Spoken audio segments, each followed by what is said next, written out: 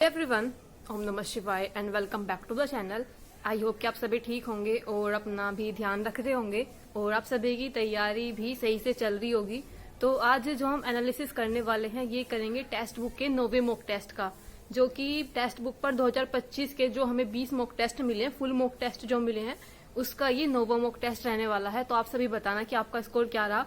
और मुझे तो सच में ये डिफिकल्ट लग रहे हैं टेस्ट बुक के मॉक टेस्ट। जो मैंने 8वां मॉक टेस्ट लगाया था उसमें भी मेरा थोड़ा कम स्कोर आया था। जो मैंने ये 9वां मॉक टेस्ट लगाया है इसमें भी थोड़ा सा कम स्कोर आया है। इन्होंने हर सब्जेक्ट थोड़ा सही लेवल का रख रखा है। हिंदी में भी ना रचनाएं ऐसी ऐसी पूछ रखी थी जो क्वेश्चन नहीं बन पा रहे थे और रचनाओं से काफी क्वेश्चन थे।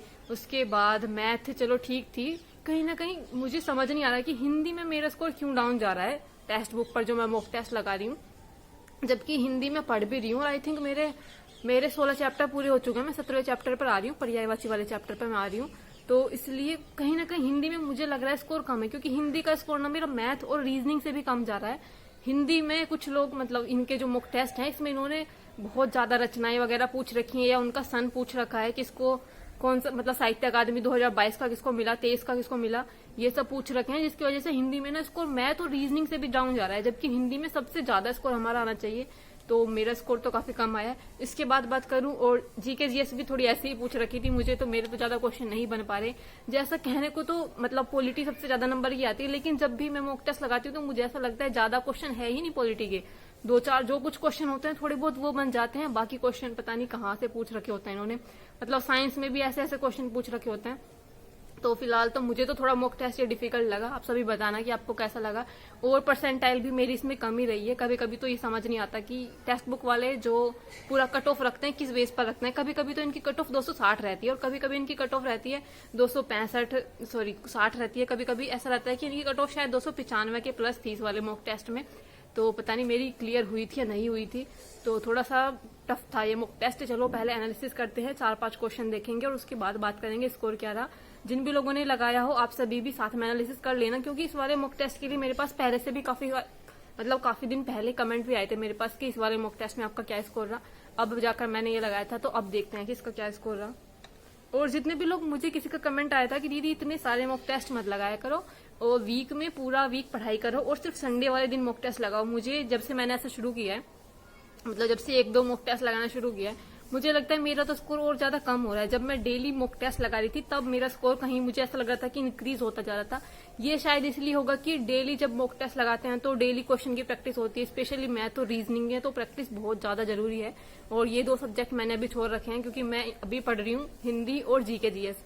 तो संविधान वाला पार्ट मैंने एक बार वैसे पूरा पढ़ लिया है, लेकिन एक बार पूरा पढ़ने के बाद थोड़ा सा रिवीजन करूंगी बीसी का, संविधान का। उसके बाद मूल विधि और बीएनएस वगैरह शुरू करूंगी। तो अभी संविधान हो गया पूरा बुक से, जो आरडब्ल्यूए की बुक थी उससे हो गया। ज्यादा बड़ी नहीं थी वो, इसलिए मुझे ज्यादा टाइम नहीं लगा, लेकिन मुझे एक बार दोबारा से उसका रिवीजन करना पड़ेगा क्योंकि काफी सारी चीजें थी ऐसी जो शायद मेरी याद नहीं रही होंगी। तो अभी चलो पहले क्वेश्चन देखते हैं, उसके बाद बात करेंगे कि क्या चीजें रही।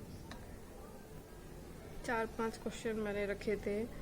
हिंदी में छठा क्वेश्चन था कि राहुल सांस्कृत्यायन द्वारा रचित यात्रा की पन्ने की रचना की कौन सी विधा है। मैंने ये लगाया था संस्मरण है ये, लेकिन ये थी यात्रा साहित्य। ये क्वेश्चन मेरा गलत हुआ था।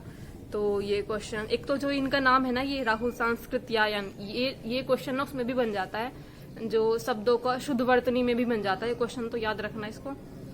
और उसके बाद एक हिंदी में जो अनुच्छेद दिया हुआ, अनुच्छेद बता रही हुआ था, हिंदी में अनुच्छेद दिया हुआ था, हिंदी में जो गद्यांश दिया हुआ था उसका जो उचित इन्होंने शीर्षक पूछा हुआ था, मैंने इसमें लगाया था कि स्वतंत्रता का स्मरण होना चाहिए, लेकिन इन्होंने अधिकार और कर्तव्य बताया है।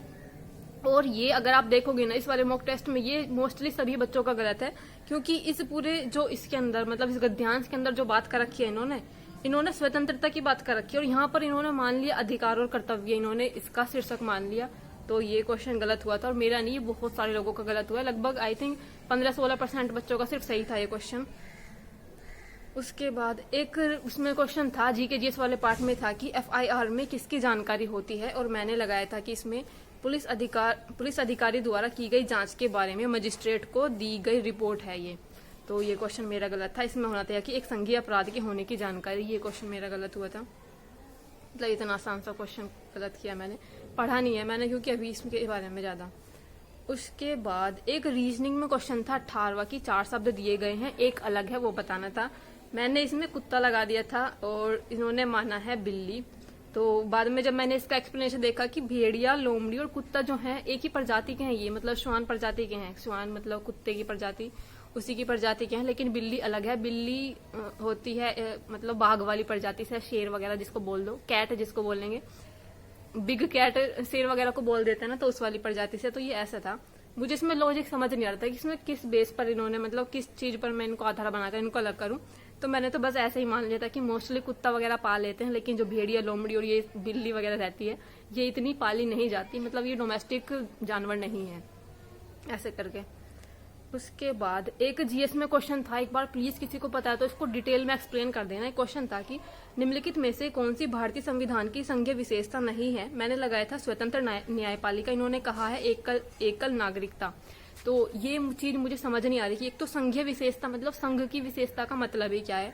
संघीय विशेषता का मतलब तो ये है ना कि मतलब क्या बताऊं मैं, क्या ही बता रही हूँ मैं, मतलब एक केंद्र होगा, एक राज्य होगा, केंद्र के पास ज्यादा शक्तियां होंगी करके ऐसा कुछ। और एकल नागरिकता का मतलब तो यही है, यानी कि संघ का वर्चस्व है, यानी कि एक ही नागरिकता दी जा रही है जो कि केंद्र की होगी या संघ की होगी, जो राज्य की नहीं है।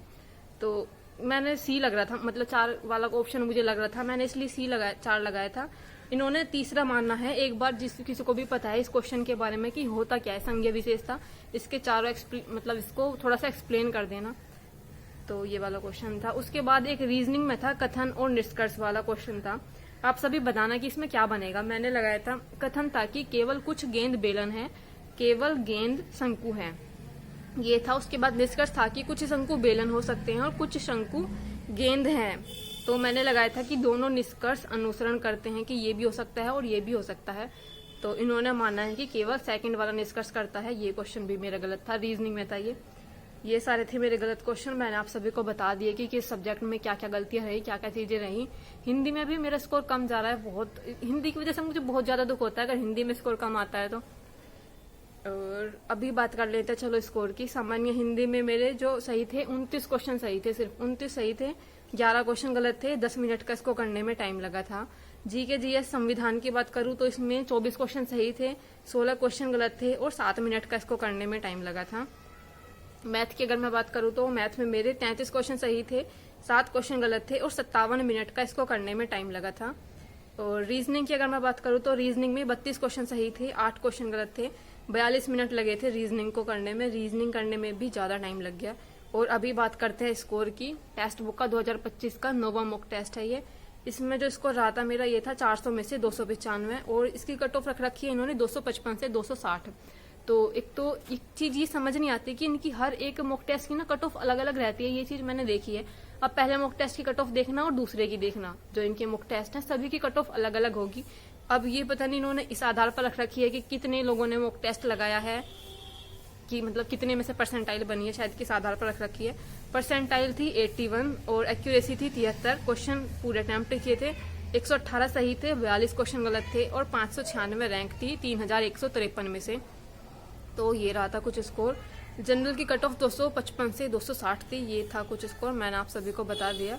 और आज मैं ऐसे ही चेक कर रही थी कि एक बार देखती हूँ 2017 में क्या कट ऑफ रही थी, क्योंकि 2017 के जो मैथ के क्वेश्चन है ना सच में बहुत ज्यादा कैलकुलेशन है उसमें, बहुत लेंथी है वो। 40 क्वेश्चन कर पाना उन 2 घंटे के अंदर मुझे नहीं लगता, अगर ऐसा पेपर आया तो बिल्कुल नहीं हो पाएगा। तो 2017 की जब मैंने देखी तो उसमें गर्ल्स की कट ऑफ 239 दिखा रहा था। तो एक बार आप सभी बताना कि 2017 में क्या कट ऑफ रही थी, बॉयज की क्या रही थी और गर्ल्स की क्या रही थी, क्योंकि शायद अलग अलग तो नहीं आई थी दोनों की, मतलब दोनों की वैसे तो अलग थी लेकिन कैटेगरी वाइज नहीं दिखा रहा कि ओबीसी की कितनी रही थी, ओबीसी गर्ल्स की, एससी गर्ल्स की, एसटी गर्ल्स की, ऐसे अलग अलग नहीं दिखा रहा था। तो उस टाइम पर 2017 में उतने नंबर लाना भी बहुत बड़ी बात थी। अब इतने टाइम बाद अब इतनी ऑनलाइन तैयारी हो चुकी है, मतलब ऑनलाइन पढ़ना शुरू हो चुके हैं सभी लोग, तो तैयारी इंप्रूव हुई है, इसलिए 2021 में ये कट ऑफ थी और पता नहीं 2025 में क्या रहने वाली है। चलो खैर फिलहाल तो तैयारी कर रहे हैं। बाकी आपका कोई क्वेश्चन हो तो प्लीज कमेंट कर देना, जो क्वेश्चन मैंने पूछे थे उनका रिप्लाई कर देना। और ये जो कट ऑफ वाला क्वेश्चन था 2017 में क्या कट ऑफ रही थी, एक बार इसको भी बता देना अगर हो सके तो बाकी मिलते हैं नेक्स्ट वीडियो में। तब तक के लिए bye bye, take care and Radhe Radhe.